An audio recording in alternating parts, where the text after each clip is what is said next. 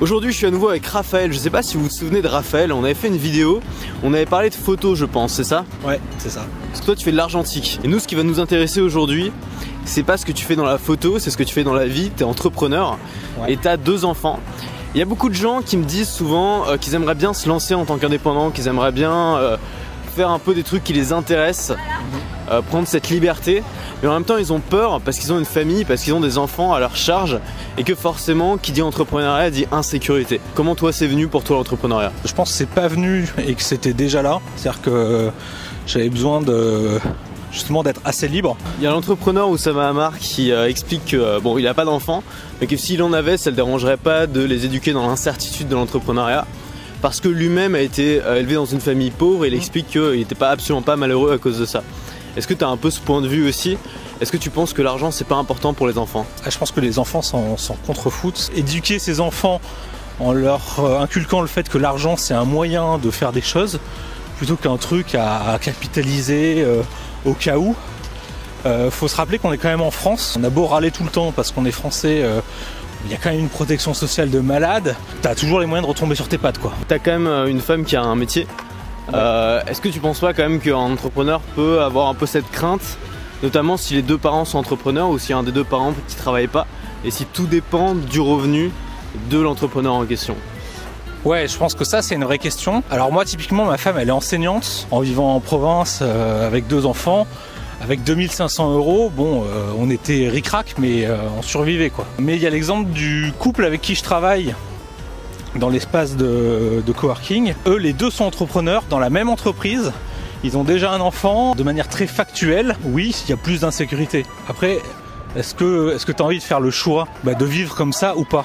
Toi, tu es plutôt un entrepreneur hustle, un entrepreneur qui veut en faire un maximum, qui est hyper ambitieux, ou plutôt un entrepreneur lifestyle qui fait ça pour le plaisir, pour justement gagner du temps, pour avoir une belle vie? Les deux. Les deux, ok. En fait, non mais... Oui, moi c'est... Ouais, c'est ça, c'est que... pour moi, quand t'es entrepreneur, que tu te lances dans un truc, t'es passionné. Et quand t'es passionné, en fait, tu comptes pas tes heures, t'es à fond parce que ça te plaît. Et parce que ça t'enrichit personnellement, pas forcément financièrement. Enfin, ça, c'est bien quand après, financièrement, ça t'enrichit, mais... Et puis en même temps tu fais aussi ça pour avoir la liberté de te dire bon bah là j'ai peut-être ce mois-ci j'ai gagné assez, bah je vais lever le pied, je vais rentrer plus tôt, je vais passer du temps avec les miens, etc. quoi. Ouais.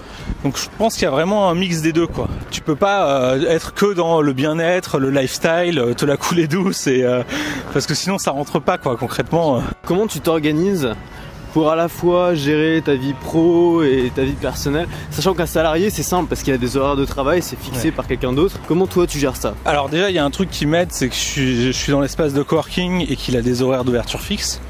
Donc déjà ça rythme. C'est vrai qu'avant quand je travaillais de la maison, c'était pas forcément simple. Les enfants rentrent à 4h30 de l'école, tu les entends quand même faire les cons. Après je suis quelqu'un d'assez instinctif, c'est-à-dire qu'il y a des fois où j'ai besoin de faire des périodes de boulot bien intenses, où je vais rentrer tard, ou alors là tu vois par exemple je suis en déplacement 5 jours à Paris, etc. Assez rapidement tes enfants ils te manquent quoi. Faut être assez à l'écoute de soi et ça se fait assez naturellement. Bon moi je voudrais qu'on récapitule un petit peu. Si tu veux te lancer en indépendant, entrepreneur, et que tu as une famille et que tu as des enfants, qu'est-ce qu'il faut faire? Déjà, est-ce qu'il faut avoir peut-être une sécurité, avoir un conjoint qui a quand même un revenu de sécurité, c'est un plus, on est d'accord? Ouais.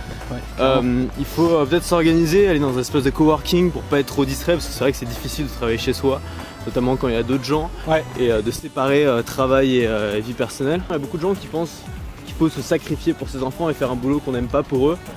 Toi t'es pas d'accord avec ça, j'ai bien compris. Non, c'est de la merde, enfin clairement... Non mais je suis désolé, je suis un peu cru, mais encore une fois, ton gosse se fout de la question du statut social, mais... Peut-être que c'est bien aussi de lui inculquer les valeurs de l'entrepreneuriat. Ouais, c'est ça. Ces valeurs, parce que c'est aussi des valeurs liées à l'argent, mais des valeurs aussi liées à la construction, à la créativité. Ouais. Et peut-être que tes enfants auront envie même de te rejoindre dans cette aventure plus tard. Là, ça va être pas mal. Ouais, ou de monter la leur, quoi. Ouais, tu vois. Okay. Je pense qu'il faut se renseigner. À mon avis, on le dit pas assez en France. C'est vraiment un bon pays pour entreprendre. Déjà, moi, pendant mes 2 premières années d'entrepreneuriat, j'ai eu le chômage. Alors certes, c'est pas folichon, mais quand même, pendant 2 ans, l'État m'a payé la possibilité de monter mon rêve. Donc déjà c'est énorme, je pense qu'il n'y a pas énormément de pays où il y a ça. Ensuite il y a plein de structures, des couveuses d'entreprises, des machins, aux chambres de commerce, chambres des métiers. En fait si tu vas les voir, il y a des gens qui sont payés pour t'aider, t'assister, te donner des conseils, te faire des business plans, des business models. Juste une dernière question, tu vas peut-être pas pouvoir y répondre, mais est-ce que tu penses que c'est possible d'être digital nomade en famille? Oui, je pense. Nous, c'est un peu le projet. Si t'es seul, entre 20 et 25 ans, c'est très simple. Tu prends ton billet d'avion, tu te casses. Si tu pars avec 2 enfants, bon, faut un petit peu plus border les choses, quoi. Mais encore une fois, est-ce que tu as envie de le faire ou pas, quoi. Tu vois, vraiment, c'est ça. Bon, combien t'estimes la température actuelle là à Paris? Je sais pas, il fait froid. Moi, je dirais 2-3. Ouais, enfin moi si tu veux, j'ai quitté Paris il y a 2 ans et je à Marseille, toi, ouais, voilà, je comprends pourquoi aujourd'hui. T'as une chaîne YouTube toi où tu parles de photos? Ouais, j'ai une chaîne YouTube qui s'appelle Exploration où je parle de photographie argentique, mais pas que. Ok, bon, on se retrouve mercredi nous pour la prochaine vidéo et surtout, reste libre. Reste libre.